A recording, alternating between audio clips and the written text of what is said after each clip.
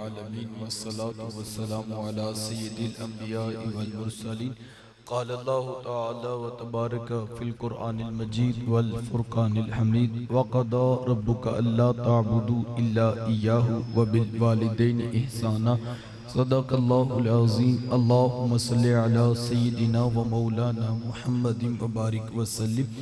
حمد و صلات کے بعد عزتوں کی مسند پر جلوہ فراز عالی مرتبت ذی وقار محترم محتشم علماء کرام و سادات کرام اور واجب الاحترام ذوی الاحتشام برادران اسلام، السلام علیکم ورحمۃ اللہ وبرکاتہ۔ توفیق باری تعالیٰ مجھے اور آپ کو درس قرآن مجید کی سعادت مندیاں نصیب ہو رہی ہیں۔ اللہ تعالیٰ کی بارگاہ میں دعا گو ہوں، اللہ تعالیٰ میری اور آپ کی حاضری کا ایک ایک لمحہ قبول فرمائے اور قابل عمل باتوں پر توفیق عمل نصیب فرمائے۔ بیٹا اس کی نا ایکو آف کر دے، یہ آواز جو دو مرتبہ آ رہی نا ایک ساتھ دی آواز کر دے، جزاک اللہ۔ مجھے جس عنوان پر گفتگو کرنے کا حکم نامہ صادر ہوا، مختصر وقت میں چند لمحوں کے لیے آپ کی توجہ چاہوں گا، اس دعا کے ساتھ کہ اللہ تعالی ہم سب کے ماں باپ کی بخشش و مغفرت فرمائے۔ ارشاد فرمایا وَقَضَى رَبُّكَ أَلَّا تَعْبُدُوا إِلَّا إِيَّاهُ، اور تیرے رب نے فیصلہ کر لیا کہ اس کے سوا کسی کی عبادت نہیں، سجدہ صرف اللہ کی ذات کو ہے، اور وہی ذات اس بات کا حق رکھتی ہے کہ انسان کی پیشانی اسی کے آگے جھکے۔ وَبِالْوَالِدَيْنِ إِحْسَانًا، اور والدین کے ساتھ حسن سلوک کرنا۔ حقوق والدین کی اہمیت کا اندازہ قرآن مجید کے ان لفظوں سے لگایا جا سکتا ہے کہ اللہ تعالیٰ نے اپنی عبادت کے فوراً بعد متصل جس بات کا تقاضا کیا وہ والدین کے ساتھ حسن سلوک ہے۔ اس پر علماء نے گفتگو کی ہے اور کہا کہ انسان کے وجود کے دو سبب ہیں، ایک سبب حقیقی اور ایک سبب ظاہری۔ سبب حقیقی ذات باری تعالیٰ ہے اور سبب ظاہری والدین ہیں۔ تو پہلے جز میں سبب حقیقی کے حق کو بیان کیا گیا، تو دوسرے جز میں سبب ظاہری کی طرف توجہ دلائی گئی۔ ماں باپ کس قدر اہمیت کے حامل ہیں۔ میرے حضور تشریف فرما تھے، دور سے ایک بوڑھی خاتون کو اپنی طرف آتے دیکھا، آقا کریم علیہ السلام کی نظر پڑی تو میرے حضور اٹھ کھڑے ہوئے، میری ماں پکارتے ہوئے اور دوڑ لگاتے ہوئے ان کے قریب پہنچے، پھر کندھوں سے وہ چادر اتار کر نیچے زمین پر بچھا دی جسے میں اور آپ کائنات کا قیمتی اثاثہ سمجھتے ہیں۔ اپنی والدہ کو اس چادر کے اوپر بٹھایا، کان لگا کر گھنٹوں ان کی باتیں سنی، اور جب وہ بوڑھی خاتون خود اٹھ کر واپس جانے لگی تو کسی نے راوی سے پوچھ لیا یہ آنے والی خوش قسمت خاتون کون تھی کہ محبوب علیہ السلام نے اپنے کندھوں کی چادر ان کے قدموں کے نیچے بچھا دی؟ تو بتانے والے نے بتایا کہ تمہیں نہیں پتہ، یہی تو حضور علیہ السلام کی رضائی والدہ حضرت حلیمہ سعدیہ سلام اللہ علیہا تھی۔ سگی ماں تو سگی ماں ہوتی ہے نا، میرے حضور علیہ السلام نے تو دودھ پلانے والی ماں کو بھی اتنی عزتیں عطا کی۔ ماں باپ کیا ہوتے ہیں یہ زمانے کو میرے حضور علیہ السلام نے آ کر بتلایا۔ آقا کریم علیہ السلام ایک دن صحابہ کو نماز پڑھانے آئے، تا حد نگاہ صحابہ نے اٹھ کر حضور کا استقبال کیا، محبتوں برا یہ ہجوم دیکھا تو چھم چھم آنکھوں سے آنسو برسنے لگے۔ ایک ٹھنڈی آہ بری اور کیا فرمایا، لو ادرکت والدیہ او احدہما، کاش آج میرے ماں باپ بھی زندہ ہوتے یا ان میں سے کوئی ایک ہی زندہ ہوتا، پھر میں لوگوں کو نماز عشاء پڑھا رہا ہوتا، اس میں سورہ فاتحہ کی تلاوت کر رہا ہوتا، پھر میری ماں کو میرے ساتھ کوئی کام یاد آ جاتا، وہ دروازے پہ آتی، چلمن سرکاتی، اپنے میٹھے اور پیار بھرے لہجے میں فرماتی ابنی محمد، میرے بیٹے محمد میری بات تو سنو۔ کہا لوگوں میں نماز کا مصلی چھوڑ کر پہلے ماں کی بات کو سن لیتا۔ زمانے کو عملاً بتایا کہ ماں کا وجود کتنا معتبر ہوتا ہے۔ میرے حضور تشریف فرماتے ایک نوجوان حاضر خدمت ہوا، آ کر عرض کرتا ہے کہ حضور میں جہاد پہ جانا چاہتا ہوں۔ میرے آقا پوچھتے ہیں احیٌ والدہ کا، کیا تیرے ماں باپ زندہ ہیں؟ قال نعم، جی حضور زندہ ہیں۔ قال ففیہما فجاہد، فرمایا جاؤ ان کی خدمت کرو، یہی تمہارا جہاد ہے۔ ماں تڑپ رہی ہو، بیٹا جہادی تنظیم کے ساتھ جہاد کرتا پھرے، اللہ کی قسم عرش کا رحمان ناراض۔ باپ کو ضرورت ہے بیٹے کی اور بیٹا تبلیغی گشت پہ نکلا ہوا ہے، اللہ کی قسم عرش کا رحمان ناراض۔ ماں باپ بیماری میں تڑپ رہے ہیں، وہ فالج میں مبتلا ہیں، اور بیٹے پیر کی چوکھٹ پہ جھاڑو دیتے پھرتے ہیں، اللہ کی قسم عرش کا رحمان ناراض۔ ہر وہ انداز، ہر وہ فکر، ہر وہ سوچ جو محبوب علیہ السلام کی راہوں سے ہٹ کر ہے، اس کو اختیار کرنے سے رب کا قرب کبھی نصیب نہیں ہو سکتا۔ ہمیں اپنے اسلاف کے طریقے کو پیش نظر رکھنا، زمانہ کبھی نہیں بھول سکتا۔ اللہ اکبر، حضرت اویس کرنی رضی اللہ تعالیٰ عنہ کا نام، ساری زندگی حضور علیہ السلام کی خدمت میں حاضر نہیں ہو سکے۔ ایک دن اپنی والدہ سے عرض کی، امی اگر آپ اجازت دیں تو میں بھی محبوب علیہ السلام سے ملاقات نہ کروں۔ تو ماں نے کہا بیٹا چلے جاؤ لیکن جلدی واپس بھی پلٹنا۔ ماں سے اجازت لی، شوق و ورفتگی میں تڑپتے ہوئے لمحات کاٹے، اور جب در حبیب پہ حاضر ہوئے تو آ کر پوچھا کہ میرے حضور کدھر ہیں؟ تو بتایا گیا وہ تو کسی سفر پہ تشریف لے گئے۔ حضرت اویس کرنی رضی اللہ تعالیٰ عنہ انہی قدموں پہ واپس پلٹ جاتے۔ کیوں؟ اس لیے کہ وہ یہ جانتے تھے کہ جس رسول کی یاد میں تڑپ رہا ہوں، انہی کے کہنے پر ماں کی خدمت کر رہا ہوں، اور یہ ہو نہیں سکتا کہ میرے حضور میرے حالات سے بے خبر ہوں۔ اور حقیقت بھی ایسے ہی تھی۔ اگر حضرت اویس کرنی رضی اللہ تعالیٰ عنہ یمن میں بیٹھے تڑپ رہے تھے تو یار مدینہ کا حال بھی کچھ مختلف نہیں تھا۔ میرے آقا یمن کی طرف رخ نور کرتے ہیں، اپنی قبا کے بٹن کھولتے ہیں اور ٹھنڈی ٹھنڈی سانسیں بھرتے ہیں، اور حضور ماتے لوگوں مجھے یمن سے یار کی خوشبو آ رہی ہے۔ عرض کی حضور وہ اتنا پیار کرتے ہیں کہ بیٹھے یمن میں اور آپ کو یہاں خوشبو آ رہی ہے؟ حضور میں وہ میرے سے بڑا پیار کرتے ہیں۔ عرض کی حضور اتنا پیار کرتے ہیں تو پھر ملاقات کے لیے کیوں نہیں آئے؟ تو حضور میں ان کی بوڑھی اور نابینا ماں ہے جن کی خدمت انہیں میرے حضور آنے سے روکے ہوئے ہے، اور کوئی جائے نہ جا کر میرے اویس کو میرا سلام کہے اور اسے کہنا میری امت کی بخشش کی دعا بھی کرنا۔ یہاں سے پتہ لگا جو ماں باپ کی خدمت کرتا اس کی دعائیں قبول ہوتی۔ حضرت عمر فاروق اور حضرت علی المرتضیٰ رضی اللہ تعالیٰ عنہما حضرت اویس کرنی رضی اللہ تعالیٰ عنہ کی تلاش میں نکلے۔ جب ملاقات ہوئی تو حضور علیہ السلام کا سلام پیش کیا، بس نام سننا تک کہ چھم چھم آنکھوں سے آنسو برسنے لگے۔ بار بار فرماتے مجھے یہ تو بتاؤ میرے محبوب کے لبوں پہ اویس کا نام آیا کیسے تھا؟ حضور نے کیسے کہا تھا کہ اویس کو بھی سلام کہنا؟ آنکھوں میں آنسو، بدن پہ کپ کپی کی کیفیات دیکھی تو کہا جناب جن کا نام سن کے اتنا تڑپ رہے ہیں ان سے ملاقات کے لیے کیوں نہیں آئے؟ تو حضرت اویس کرنی رضی اللہ تعالیٰ عنہ نے بات کا رخ پلٹا اور کہا تم نے میرے رسول کو دیکھا ہے؟ کہا ہم نے تو صبح و شام دیکھا ہے۔ کہا اچھا پھر تم بتاؤ میرے حضور کے یہ ابرو جڑے ہوئے تھے یا کھلے ہوئے تھے؟ یہ ایک دوسرے کی طرف دیکھنے لگے۔ کہا تم نے تو دیکھا، میں نے تو دیکھا ہی نہیں۔ کہا حضرت آپ ارشاد فرمائے۔ کہا کوئی دور سے دیکھتا تو اسے جڑے ہوئے نظر آتے، اور کوئی نیڑے آ کر دیکھتا تو اسے کھلے ہوئے نظر آتے۔ پتہ لگا حضرت اویس کرنی رضی اللہ تعالیٰ عنہ حضور علیہ السلام کو نیڑے بیٹھ کر بھی دیکھتے تھے اور یمن میں ماں کے قدموں میں بیٹھ کر بھی دیکھتے تھے۔ وہ جہاں بھی تھے نگاہ رسول میں تھے، وہ دل رسول میں تڑپا کرتے تھے۔ ماں باپ کی خدمت اتنا بڑا وظیفہ ہے۔ یقین جانو جوانوں، ہمیں شاید کہ آج تک اس بات کا ادراک ہی نہیں ہو سکا کہ ماں کی خدمت انسان کو کہاں تک پہنچا دیتی۔ آپ نے علماء سے وہ روایت سنی ہوگی کہ حضرت موسیٰ علیہ السلام نے پوچھا تھا کہ مالک میرا جنت کا ساتھی کون؟ تو کہا موسیٰ فلاں بازار میں چلے جائیے، وہاں پر ایک قصاب ہے جو گوشت کاٹ کر لوگوں کو بیچ دیتا ہے، وہ آپ کا جنت کا ساتھی۔ حضرت موسیٰ علیہ السلام چل پڑے کہ میں جا کر دیکھوں تو صحیح وہ کیا کرتا ہے۔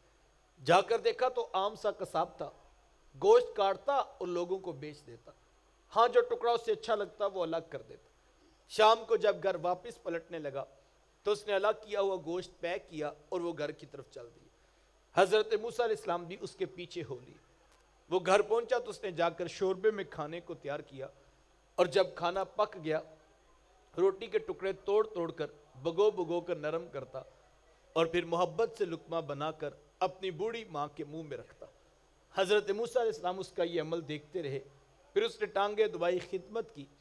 جب اٹھ کر جانے لگا تو اس کی بوڑھی ماں نے آسمان کی طرف دیکھا اور اس کے بوڑھے لب ہلے، بڑھاپے کی وجہ سے آواز زیادہ نہ پیدا ہو سکی۔ تو حضرت موسیٰ علیہ السلام نے پوچھ لیا کہ تیری ماں کیا کہہ رہی ہے؟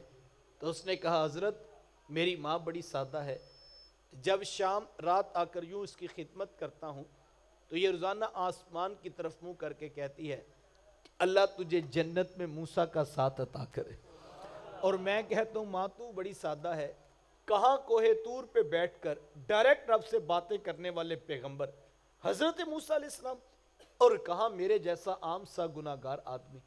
تو حضرت میں اپنی ماں کی یہ بات سن کر صرف ان کا دل رکھنے کے لیے آمین کہہ دیتا ہوں، ورنہ کہاں حضرت موسیٰ علیہ السلام جیسے پیغمبر جو انبیاء کے جرمٹ میں ہوں گے، اور کہاں میرے جیسا گناہگار آدمی۔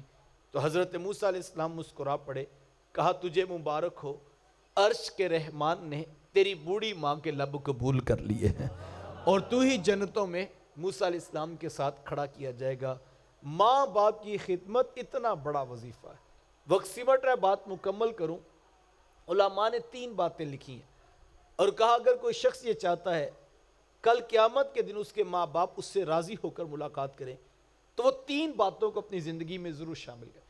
سرے شام سے آپ بیٹھے ہیں اور اب 11 ساڑھے 11 کے قریب وقت ہو رہا ہے، اور آپ جو ہے وہ یہ 3 باتیں آج کی اس نشست سے بطور سبق لے کر اٹھیں اور اس نیت سے ان کو سماعت کریں کہ ساری زندگی ہم ان 3 باتوں پہ عمل کریں گے اور پہرا دیں گے اور اپنی زندگی میں ان کو ہمیشہ شامل رکھیں گے۔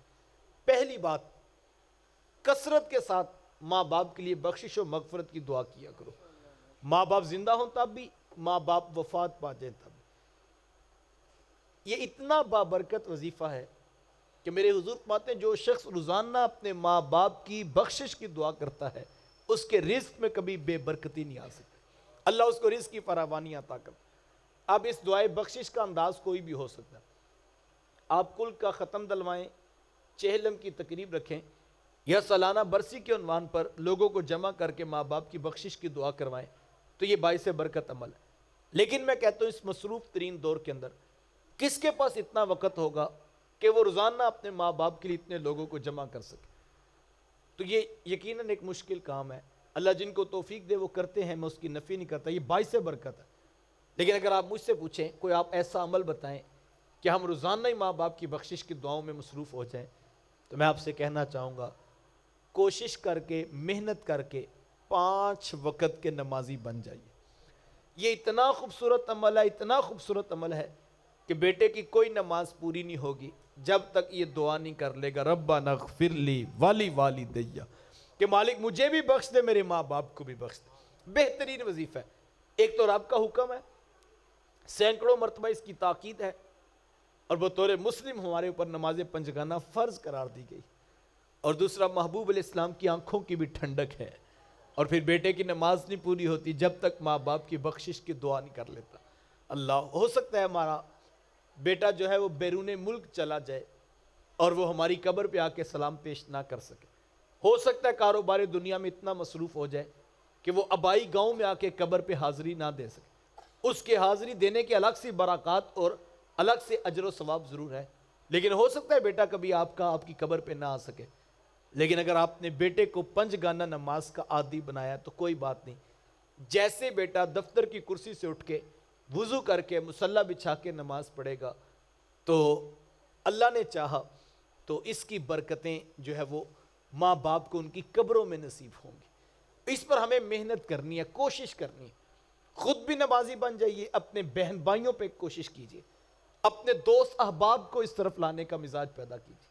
میرے استاذ المکرم فرماتے بیٹا دوستی کا حق یہ نہیں ہے کہ تم دوست کی بازو پکڑ کر اس کو پاک اور چراہے میں لے کر کھڑے ہو جاؤ، اصل دوستی کا حق یہ ہے کہ میرا دوست اور کہیں جہنم میں نہ چلا جائے، کہا انگلی پکڑ کر اس کو مالک کی دہلیز پہ لے آؤ۔ اور میرے حضور فرماتے ہیں کہ المرء علی دین خلیلہ، بندہ اپنے دوست کے دین پہ ہوا کرتا ہے۔ وہ دوستی لگانے سے پہلے دیکھیں وہ دوستی کس سے لگا رہا۔ تو مجھے اور آپ کو 5 گانا نماز کا اہتمام کرنا ہے، 5 وقت کی نماز۔ یہ اتنا بڑا بابرکت وظیفہ ہے، اگر آپ میں اس کو اپنی زندگی میں شامل کر لیں تو اسی وظیفے کے اندر ماں باپ کی بخشش کی دعا بھی رکھی گی۔ دوسری بات علماء فرماتے ہیں کہ ماں باپ فوت ہو جائیں تو ان کے رشتہ داروں سے اچھا سلوک کیا جائے.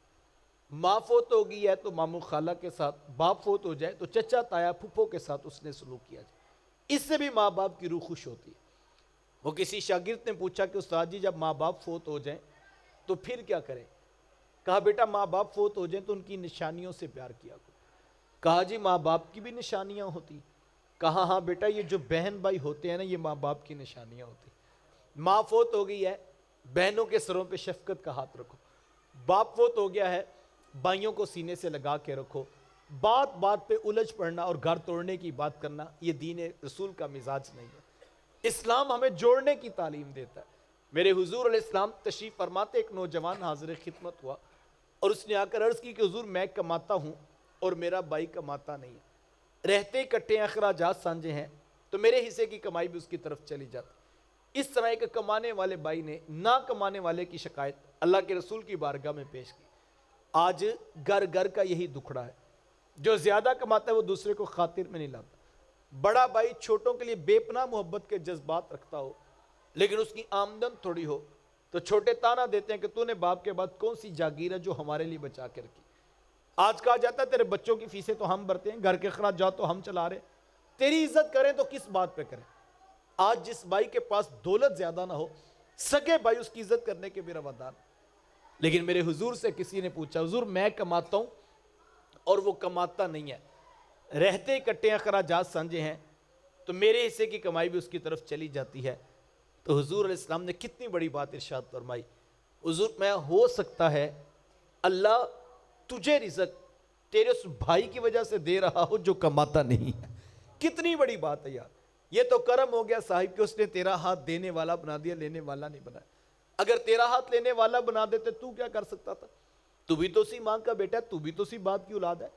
تیری رگوں میں کوئی الگ سے سرخ رنگ کا خون تو نہیں دوڑتا، تیرے دماغ میں الگ سے کوئی سوچوں کے سوتے تو نہیں پھوٹتے. تجھے اپنی ڈگریوں پہ ناز ہے، تیرے سے بڑی بڑی ڈگریوں والے لوگوں کے آگے خاک چھانتے پھرتے. یہ محض اس کا کرم تھا، اس نے تیرا ہاتھ دینے والا بنا دیا اور تیرے ساتھ کچھ ہاتھ ایسے بنا دیے جو تیرے محبت کے، تیری شفقت کے منتظر ہیں. یہ جوڑنے کا درس دیا گیا ہے. اپنے بہن بھائیوں پہ خرچ کرنے کا مزاج پیدا کرو. کہیں پر اختلاف ہو جائے سلو کر لینے کا حوصلہ پیدا کرو، معاف کر دینے کی عادت کو اختیار کرو. اور یہ وہ طریقہ ہے جس سے ماں باپ کی روح خوش ہوتی.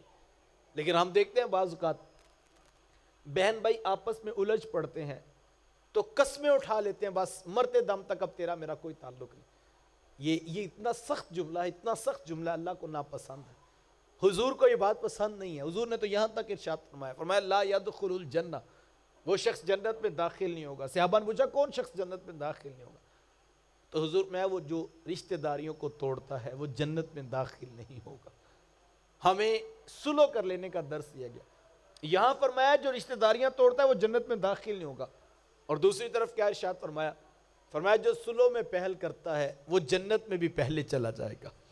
ہمیں یہ رویہ اختیار کرنا. اور ایک روایت کا مفہوم ہے، فرمایا جو شخص جھگڑا چھوڑ دے اس کے باوجود کہ وہ حق بجانب ہے کہ وہ جھگڑا کر سکتا ہے، یعنی ناجائز مقدمہ نہیں اس نے بنایا، جائز ہے، اس کا حق بنتا ہے کہ وہ اختلاف کرے، لیکن میرے حضور ماتے اس کے باوجود وہ جھگڑا چھوڑ دے تو حضور ماتے میں محمد اس کو جنت میں محل کی ضمانت دیتا ہوں. کل اللہ کے حضور سے جنت میں اس کو محل لے کر دوں گا جو حضور فرما رہے ہیں کہ جھگڑا چھوڑ دے اس کے باوجود کہ وہ حق بجانب ہو. اور ہماری حالت کیا ہے؟ ہم حق پر نہ بھی ہوں، ہم پھر بھی دوسروں کا حق جو غصب کرنے کا مزاج رکھتے ہیں. مجھے اور آپ کو اس بات پر توجہ دینی ہے، رشتہ داری جوڑیں، سلو کر لیں، معاف کر دیجئے، برداشت کر لیجئے. یہ دین رسول کا خوبصورت انداز. ایک ماں باپ کی بخشش کی دعا، دوسرا بہن بھائیوں کے ساتھ محبت کا لہجہ، اور تیسری بات علماء نے لکھی ہے کہ ماں باپ فوت ہو جائیں تو جو نیکی وہ کیا کرتے تھے اس کا تسلسل نہیں ٹوٹنا چاہیے. کسی غریب کی مدد کرتے تھے، کسی یتیم کی فیس دیتے تھے، کسی بیوہ کے گھر میں راشن پہنچاتے تھے، کسی مسجد، کسی مدرسہ کو، کسی ہاسپٹل کو فنڈ دیتے تھے، تو یہ تسلسل ٹوٹنا نہیں چاہیے. نسل در نسل یہ نیکی آگے بڑھتی رہنی چاہیے. صاحبو، اسلام کہتا ہے ماں باپ کی قدر کرو، مذہب اس بات کی تاکید کرتا ہے، اخلاق اس بات کا تقاضا کرتے ہیں، عقل بھی کہتی ہے جنہوں نے تمہیں بچپن میں پالا تھا تم ریٹرن کرو، تم ان کی خدمت کرو. لیکن میں کہتا ہوں اسلام، مذہب، اخلاقیات عقل کے تقاضے اپنی جگہ، صاحبو اپنے اوپر رحم کرتے ہوئے اپنے ماں باپ کی قدر کرو۔ آپ پوچھیں گے اپنے اوپر رحم کا مفہوم کیا ہے، تو صاحب یہ دنیا مکافات عمل ہے۔ یہاں جس نے جیسا سلوک اپنے ماں باپ کے ساتھ کرنا ہے، کل کو ویسے سلوک اسے اپنی اولاد کی طرف سے دیکھنا پڑے گا۔ کوئی امیر کبیر خاندان کا شخص اپنے گھر میں داخل ہوا تو اس نے ڈرائنگ روم کی ٹیبل پر اپنے بیٹے کو کوئی ڈرائنگ بناتے دیکھا، تو باپ نے پوچھ لیا بیٹا تم کیا کر رہے ہو؟ تو اس نے کہا بابا میں اپنے گھر کا نقشہ بنا رہا ہوں۔ تو کہا بیٹا تم نے کیا بنایا؟ اس نے کہا بابا یہ میرا کمرہ، یہ میری ماں کا کمرہ اور یہ میری بہن کا کمرہ۔ تو باپ کہنے لگا بیٹا میرا کون سا کمرہ ہے؟ تو اس نے کہا بابا یہ پیچھے والا سرونٹ روم، یہ نوکر والا کمرہ، یہ آپ کا کمرہ ہے۔ تو باپ کہنے لگا بیٹا یہ زیادتی نہیں ہے؟ تم سب کے بڑے بڑے کمرے اور میرا چھوٹا سا پیچھے والا اور وہ بھی نوکر والا کمرہ۔ تو وہ چھوٹا بچہ کہنے لگا بابا دادا ابو بھی تو پیچھے والے کمرے میں رہتے ہیں، یہ گھنٹوں کی تقریر ہے اگر آپ کو سمجھ آ جائے۔ اس شخص نے تھپڑ نہیں مارا کہ تو بدتمیز ہو گیا، تو مجھے بتائے گا کس کا کمرہ کہاں ہونا چاہیے، بلکہ وہ خاموشی سے اٹھا، بڑے کمرے سے بوڑھے باپ کو نکالا، لا کر بڑے کمرے میں بٹھایا، اے سی آن کیا اور اس کی خدمت کرنے لگا۔ تو وہ چھوٹا بچہ کہنے لگا بابا 1 منٹ رکنا، میں نے بھی اپنے گھر کا نقشہ تبدیل کرنا ہے۔ اور اس نے کاغذ پھاڑ دیا اور پھر بڑا سا خانہ بنایا اور کہا بابا اب سب سے بڑا کمرہ آپ کا بناؤں گا، چاہتے ہو بڑھاپے میں تمہارا کمرہ بڑا ہو؟ سادہ سا اصول ہے، آج گھر کا بڑا کمرہ اپنے بوڑھے ماں باپ کے نام کرو، کل تمہیں محلے میں پریانی بٹھانی پڑے گی کہ میری اولاد میرے سے زیادتی کر رہی ہے اور میری چارپائی صحن میں رکھ دی ہے۔ اور اگر آج آپ نے صحن میں چارپائی رکھی ہے اور آپ ناک پہ ہاتھ رکھ کے گزرتے ہیں کہ یہاں سے اسمیل بڑی آتی ہے، تو میں کہتا ہوں یہ تو آپ ہیں جنہوں نے صحن میں چارپائی رکھی ہے۔ ڈریے اس وقت سے جو آنے والی نسل ہے کہیں وہ اٹھا کے باہر چوک میں نہ رکھ دے، اور اس وقت نہ کہنا یہ پتہ نہیں کہاں سے کیا سیکھ کر آگے ہیں۔ سب کچھ جو آج ہم کر رہے ہیں، بڑا تلخ جملہ کسی نے لکھا اور اس نے کہا کہ ماں باپ کے ساتھ کیا ہوا سلوک یہ وہ کہانی ہے جو لکھتے تو ہم ہیں لیکن پڑھ کر ہماری اولادیں ہمیں سناتی ہیں۔ میں اپنے ماں باپ سے جو سلوک کر رہا ہوں میری اولاد کل میرے سے اس طرح کا سلوک کرے گی۔ آپ اپنا محاسبہ کر سکتے ہیں ہم کس جگہ پہ کھڑے ہیں۔ مبارک ہو اس نوجوان کو جو بوڑھے باپ کے ہاتھ چوم کے آنکھوں کو لگانا اپنے لیے سعادت سمجھتا ہے، ورنہ ہم نے دیکھا اس دور کے اندر لوگ ان پڑھ جاہل پیروں کے تو پاؤں بھی چوم لیتے ہیں لیکن تہجد گزار باپ کے ہاتھ نہیں چومتے ہیں۔ انہیں بھنگی چرسی کے پاس تو فیض نظر آ جاتا ہے لیکن ان کو صبح کے وقت اذان دینے والے بوڑھے باپ کے ہاتھوں میں فیض کیوں نظر نہیں آتا ہے؟ ہاں وہ نوجوان سوچے جو بوڑھے ماں باپ کے سامنے سینہ تان کے کھڑا ہو جاتا ہے اور کہتا ہے تم نے مجھے آج تک دیا بھی کیا ہے، تم ہوتے کون ہو مجھے پوچھنے والے، میں اپنی مرضی کی زندگی گزارنا چاہتا ہوں۔ زندگی اپنی مرضی کی گزارو بیٹا، میں نہیں منع کرتا، لیکن اتنا ضرور سوچ لو جتنا زور سے چیخ چیخ کے آج تم بول رہے ہو، کل خیال کرنا تمہارے کان اس آواز کو برداشت نہیں کر سکیں گے اور اس وقت کا پچھتانا کچھ کام نہیں آئے گا۔ آج گھر میں وہ چارپائی جو تمہیں بوجھ لگتی ہے پتہ اس وقت لگے گا جب وہ چارپائی اٹھ جائے گی اور پھر تم چراغ لے کر بھی ڈھونڈو گے تمہیں کوئی محبت کی آواز سنائی نہیں دے گی سوائے قبر کی مٹی کے اور آنسوؤں کے پچھتاوے کے پاس کچھ نہیں ہوگا۔ میں نے قبروں پہ جو ہے وہ لوگوں کو روتے دیکھا ہے، کوئی کہتا تھا یار مجھے پتہ ہی نہیں تھا کہ ماں نے اتنی جلدی چلے جانا ہے ورنہ میں اس کی اطاعت کر لیتا، کوئی کہتا مجھے خبر ہی نہیں تھی کہ میرا باپ اتنا دکھی ہے اور وہ یہ دکھ برداشت نہیں کر سکے گا۔